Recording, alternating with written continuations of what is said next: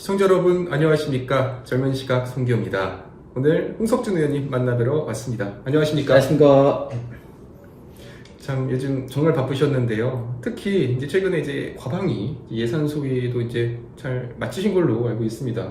어떻게 좀 마치긴 마쳤는데 잘은 못 맞췄습니다. 아, 왜 그러신가요? 왜냐하면 이제 민주당이 독단으로 그 예산 소위를 통과를 시켰습니다. 정말 참 의의가 없이 이게 예산을 좀 심의를 하고 있었습니다. 저도 공무원 출신이기 때문에 그 예산에 대해서 누구보다도 좀 아는데 네. 참 이게 의의가 없다는 게 절차적으로도 의의가 없고 두 번째는 내용적으로도 의의가 없다. 네. 일단 절차적으로 의의가 없는 거는 한 3일에 걸쳐서 심의를 했습니다. 예. 그래서 이제 그저께 저녁 늦게까지 한 10시 반까지 이제 심의를 하면서 좀 의견이 많이 좁혀졌고 또 민주당에서 요구하는 거 이렇게 해서 예산이 한 4,800억이 좀 정액이 됐습니다. 예. 그래서 차관들하고 이제 협의를 어느 정도 봐가지고 다음날 좀 더 이제 의견을 좁히자고 했는데 네. 다음날 또 10시에 예산 소위를 열기로 했는데 갑자기 지금 이제 가방이 예산 소위위원장인 정필모 의원인데 네. 갑자기 이제 정의를 하더니 오후 2시에 개회를 한다고 했다가 또 안 하고 또 3시에 한다고 했다가 안 하고 3시 반에 한다고 해서 가보니까 또 20분 후에 나타나서 3시 50분 했는데 딱 보니까 예. 안이 2조를 정액하고 네. 1조 한 천억 정도를 감액하는 안을 들고 왔어요. 그러니까 원래 이제 예산이라는 것은 네. 정부가 편성을 하고 국회에서 심의를 해서 이제 각 그 상임위에서 심의를 해서 예결위에서 심의를 하고 본인이 최종적으로 이제 통과하는 그런 예. 프로세스를 밟게 되는데 그러니까 자기들 멋대로 그냥 안을 갖고 왔고 뭐 심의한 거 없이 네. 그 말도 안 되게 어젯밤하고 다음날 내용은 완전히 달라진 안도 가지고 무조건 받아라. 네. 그러니까 이게 절차적으로도 말이 안 되는 거죠. 네. 그 다음에 내용적으로도 이 사람들은 철저하게 정략적으로 정쟁 예산 심의를 했다. 그게 몇 가지 말씀드리고 싶은데 첫 번째는 방심위가 하도 지금 보기 싫기 때문에 네. 개별 사업 예산을 삭감하는 것이 아니라 네. 인건비라든지 뭐 업무 그렇죠. 추진비라든지 이런 기본 경비를 20% 이상 삭감을 야. 시켰습니다. 그러니까 쉽게 말해서 일하지 말란 말입니다. 예.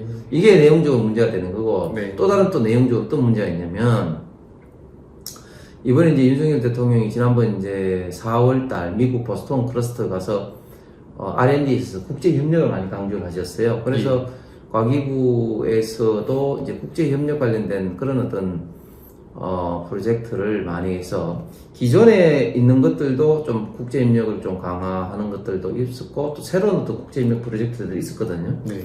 그런데 글로벌이라는 말 붙어 있는 거는 모조리 다 없애버렸어요.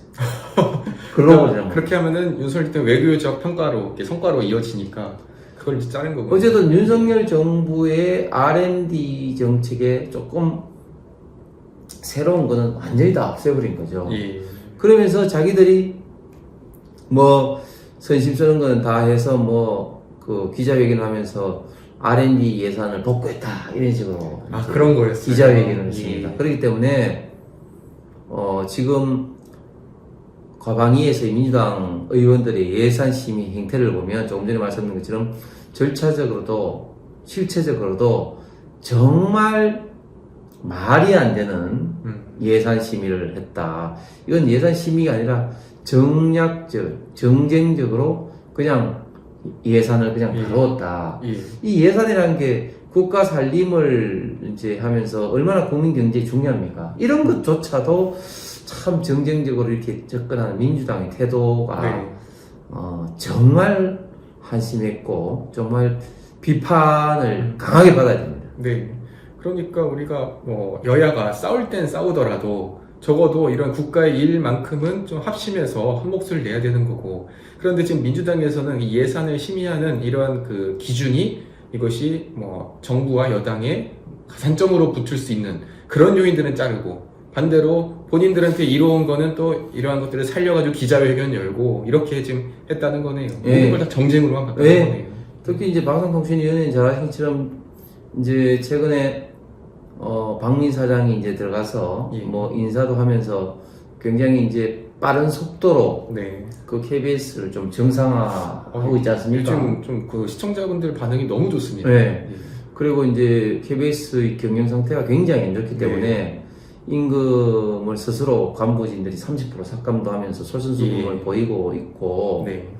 한데 이런 방송통신위원회 이런 거를 자기들 마음에 안 든다고 지금 뭐 탄핵이다 이런 정치적인 공세도 하지만 또 네. 예산마저도 이렇게 접근을 하고 있는데 네. 이거는 정치적인 공세는 또 그렇다 치더라도 예산을 이렇게 삭감을 하는 것은 진짜 방통위 조직을 그냥 없애는 거나 마찬가지입니다. 그렇기 때문에 이런 행동은 절대로 해서는 안 될 행동인데 그냥 막 해버린다. 내년 총선에 저희가 반드시 승리를 해야 됩니다. 어제 공무원들도 혀를 끌끌 차는 게 어제 과기부 방통위 뭐 원자력안전위원회 저희 가방위 소속에 3개 부처가 있는데 네. 한 200명의 간부들이 있었어요.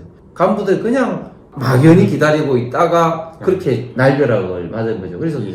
공무원들도 이구동성으로 이야기를 합니다. 사석에서는 네. 정말 민주당이 집권할 자격이 없다. 그런 이야기를 정말 공무원들도 어제 많이 했었습니다. 예. 참 이런 얘기는 어떻게 보면 뉴스에선 나오지도 않고 그리고 참 이렇게 의원님 이렇게 찾아뵈서만 이렇게 들을 수 있었던 이런 일입니다. 정말로 지금까지 뭐 뉴스 틀면은 뭐 이상한 걸로 계속해서 이제 민주당과 국민이 뭐 싸우는 특히 뭐 한동훈 장관을 향해서 뭐 막말을 하는 뭐 이런 걸로만 뉴스가 나오고 있는데 그거는 사실 이렇게 크게 중요한 게 아니잖아요. 이게 결국 이 대한민국 이끌려면은 이 정부가 지금 추진을 해야 되는 거고 거기에 따른 이제 예산이 이제 편성이 또 되고 심의가 필요한 것인데 이런 과정에서만큼도 민주당이 계속해서 이유 없는 태클을 걸고 있으니 그러니까 이제 뉴스에 나오는 뭐 한동훈 너 이런 막말 이런 것도 나오는 것이고 지금 모든 분야에 있어서 사실 이거 과방위뿐만 아니라 뭐 다른 것도 다 마찬가지로 맞습니다. 보여지고요. 네. 그래서 시청자분들께서도 그냥 아무 생각 없이 지나갈 수 있었던 이런 일도 꼭 이렇게 참 관심을 가져주시고 그리고 또 많은 응원도 필요할 거라고 보여집니다. 네.